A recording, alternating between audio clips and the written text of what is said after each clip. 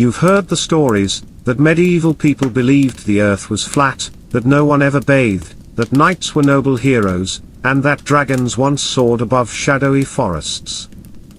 These tales sound like wild legends or exaggerated myths passed down through time. But what if I told you that some of these strange, impossible-sounding stories weren't just legends? They were real. From cursed relics that people feared to touch, to dangerous dances that swept entire towns into a trance, and even crocodiles kept in castle moats, this isn't fantasy. This is history. Today, we're diving into the bizarre and unbelievable truths behind medieval myths that actually happened. And once you hear them, it'll change the way you think about the Middle Ages forever. There's a common belief that people in the Middle Ages lived in constant filth, never bathing, never brushing their teeth, and always smelling terrible. But while hygiene certainly wasn't modern by today's standards, this image is more myth than fact. In reality, bathing was surprisingly common, especially in towns and cities where public bathhouses were found. These bathhouses weren't just for washing, they were social spaces, much like modern spas, and were even tied to ideas of health and religious purity. Some people bathed regularly, even daily, depending on local customs and seasons. To stay fresh between baths, medieval people used herbs, perfumes, scented oils, and even aromatic hand-washing water. Wealthier individuals practiced a form of oral hygiene, using linen cloths, tooth powders made from herbs or ash, and mouth rinses. While they didn't have modern toothbrushes, they often chewed aromatic twigs or used natural abrasives to clean their teeth. That said, access to hygiene varied widely. In rural areas or during times of war and plague, cleanliness could suffer. And in some religious circles, excessive bathing was discouraged, seen as a vanity or a temptation. But the sweeping idea that no one cared about hygiene is a later invention, mostly spread in the 18th and 19th centuries to paint the medieval world as dirty and uncivilized. In truth, medieval people made a genuine effort to stay clean with the resources and knowledge they had, and they likely smelled better than many people today imagine. When we imagine the Black Death, one of the most haunting and iconic images is the plague doctor, cloaked in black, with a wide-brimmed hat and a long, bird-like mask.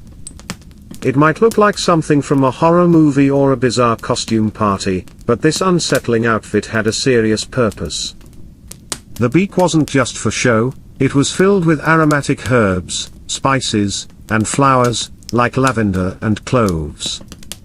At the time, people believed that diseases like the plague were spread through bad air, or miasma, and the fragrant stuffing was thought to purify what the doctor breathed in.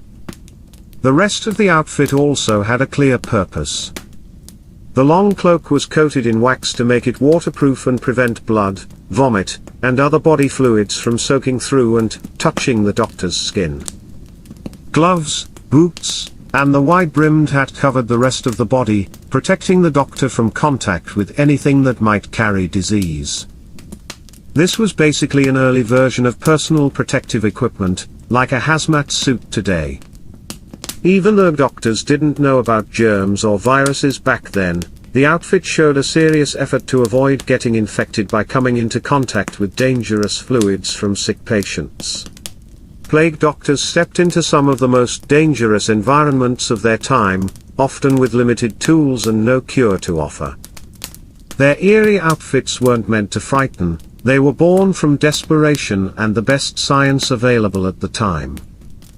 So the next time you see that strange mask, remember, it wasn't meant to be a symbol of death. It was meant to stand between life and a terrifying unknown.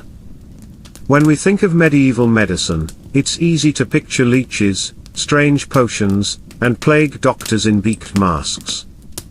But what often gets overlooked, or dismissed as pure myth, is that many healers of the time genuinely used magic words, ritual chants, and parts of animals as part of real medical treatments. This wasn't just rural superstition, it was sometimes endorsed by educated scholars and written into serious medical texts. These manuals often included instructions for speaking specific Latin phrases over wounds, crafting healing charms, or even inscribing symbols and prayers onto parchment to wear around the neck in hopes of drawing out disease. Some remedies ventured deep into the bizarre. There were prescriptions that involved powdered human bones, owl blood, or the heart of a black dog, cooked under the right moon phase to treat conditions like epilepsy. For infections, one treatment involved tying a dead mouse directly to the wound.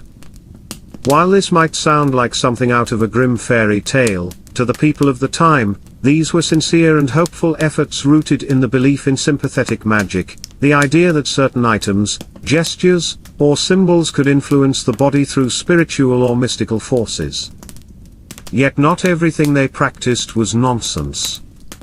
Some medieval herbal remedies, like using willow bark for pain relief, were surprisingly effective and later became the basis for modern drugs like aspirin. So while the magical rituals and animal-based cures might seem strange today, medieval doctors were often working with the best tools and beliefs they had.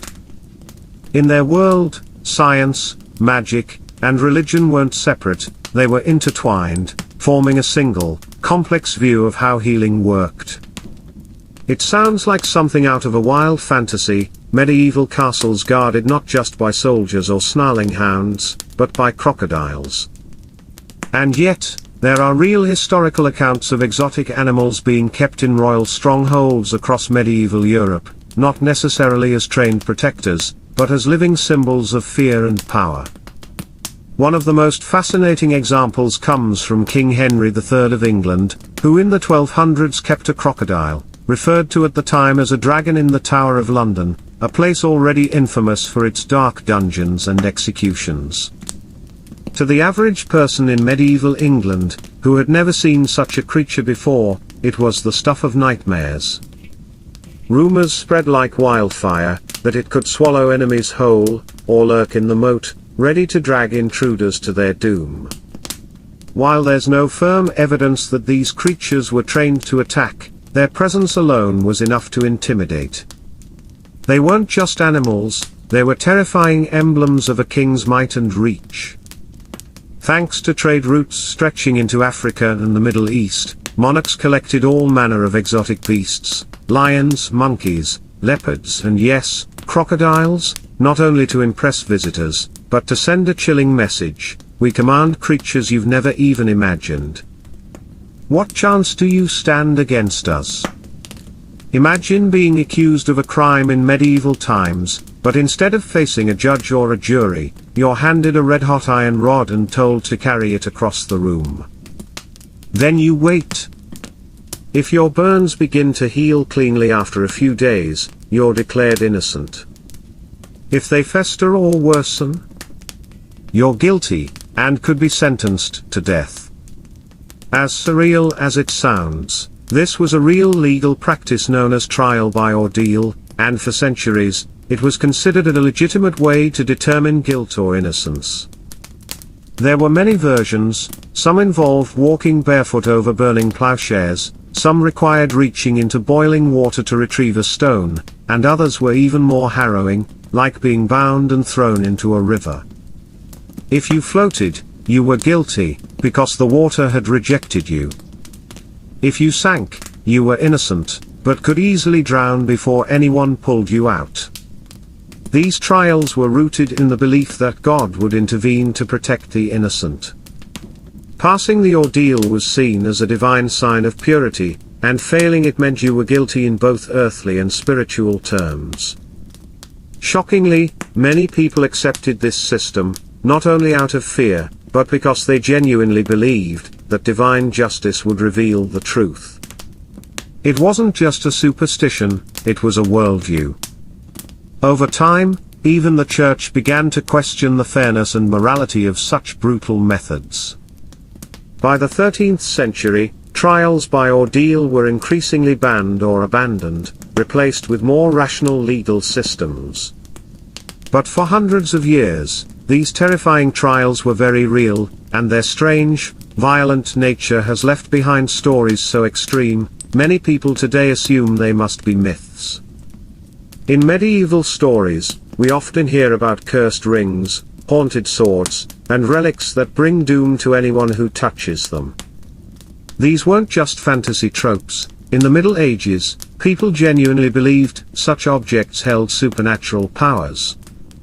A cursed ring, for example, might be thought to bring misfortune to whoever wore it, while a haunted sword could be blamed for unnatural deaths in battle. Relics, objects connected to saints or holy figures, were believed to hold divine or dangerous energies, depending on how they were treated. While it might sound like fairy tale nonsense today, people in the Middle Ages believed in these things with chilling seriousness. They lived in a world where science and religion were deeply intertwined, and many believed that evil or good forces could physically cling to objects. Curses weren't just a part of fiction, they were part of daily life, something that influenced real decisions and actions. Many believed that certain objects could carry dark, evil energy, especially if linked to crime, betrayal, or even sainthood. For example, if someone was murdered while holding a coin, that coin might be feared as a cursed object. Even relics, holy items like bones of saints or pieces of the true cross, could be feared if believed to have been angered or stolen. It was thought that a cursed item could blight crops, cause harvests to fail, bring mysterious illness, or drive someone to madness, symptoms that were often unexplainable at the time and attributed to invisible forces. There are real accounts of villagers burying a devil's cup, a goblet found at the scene of a murder that was believed to bring death, and of items being locked away in churches or cleansed by priests. These actions weren't symbolic. They were serious attempts to remove the perceived threat. In England, monks sealed away a jewel-encrusted crucifix that was said to cause terrifying visions. In France, a nobleman reportedly went mad after wearing a stolen bishop's ring, and the incident was believed to be divine retribution, a punishment sent by God for wrongdoing. These objects were feared, not just for what they were, but for the spiritual forces people believed clung to them. Some churches even kept such cursed items hidden rather than destroy them, fearing that to destroy the object might unleash the very evil they were trying to contain. This belief reflects how seriously curses were taken, even by religious institutions. And this wasn't just something the poor or uneducated believed. Even kings and nobles feared cursed swords, enchanted jewelry, and relics stolen from conquered lands. These elites had access to the church and scholars, but they still believed in the invisible danger curses posed. To them, a curse wasn't just superstition, it was a real, active threat. Something to be feared, respected, and never, ever taken lightly. In the summer of 1518, something truly bizarre unfolded in the streets of Strasbourg. It began with a single woman who stepped outside and started to dance, not for minutes, but for hours, then days. Her strange behavior quickly spread. Within weeks, dozens of others had joined her, men, women, even children, all dancing uncontrollably and without rest. Some laughed hysterically, others wept. Many collapsed from exhaustion, and some even died. This wasn't a celebration, it was a nightmare. Historical records confirm that it happened. At the time, doctors believed it might be caused by overheated blood or even demonic possession. City officials, desperate and confused, tried to cure the epidemic by encouraging it, erecting a stage, hiring musicians, and hoping the dancers would eventually tire out. Instead, the frenzy only escalated. Modern scholars still debate the cause. Some believe it was a case of mass hysteria, triggered by the intense stress of famine, disease, and hardship. Others suggest ergot poisoning, caused by a toxic mold that can grow on damp rye bread. When consumed, this fungus can trigger powerful hallucinations, spasms, and convulsions, much like the symptoms of the dancing plague. In fact, ergot poisoning has been linked to other historical outbreaks of strange behavior, including events later mistaken for witchcraft. If a community unknowingly ate contaminated grain during a time of poor harvest or damp storage, it's possible that the symptoms could have spread quickly and wildly. And then there are those who believe the answer lies in something deeper and more mysterious, something spiritual, psychological, or beyond what science can fully explain. Whatever the truth, one thing is certain: the dancing plague of 1518 wasn't a legend. It was a documented medieval event, preserved in church records and physician notes.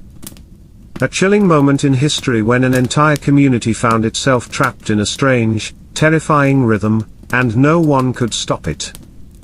I have also made a full video on the dancing plague of 1518 on my channel, which you can watch later. We've all heard the story, that people in the Middle Ages believed the earth was flat, and that sailors feared they'd fall off the edge of the world if they traveled too far. But here's the surprising truth: most educated people in the medieval world knew the earth was round. The concept of a spherical earth wasn't new, it actually dates back to ancient Greece. Thinkers like Pythagoras and Aristotle had already argued for a round earth centuries before the Middle Ages. By the early medieval period, European scholars and monks were still reading those classical texts. Influential figures like Isidore of Seville and Thomas Aquinas referenced a spherical earth in their writings, and medieval astronomy models, even if flawed by modern standards, were still based on a globe. So where did the flat earth myth come from? It turns out it's not a relic of the Middle Ages at all, but a product of the 19th and early 20th centuries. Writers during that time, eager to portray the medieval era as backward and superstitious, exaggerated or outright invented the idea that everyone thought the earth was flat. It served as a convenient contrast to celebrate the so-called progress of the Renaissance and Enlightenment. Of course, that doesn't mean every single medieval person believed in a round planet. Many common folk didn't have the education to think about it either way. But the idea that everyone thought the earth was flat is simply a modern misunderstanding. In reality, the medieval world was far more curious, informed, and scientifically engaged than we often give it credit for. And that wraps up our journey. If you enjoyed diving into these bizarre medieval myths, don't forget to like, subscribe, and hit the bell so you never miss an unusual medieval history.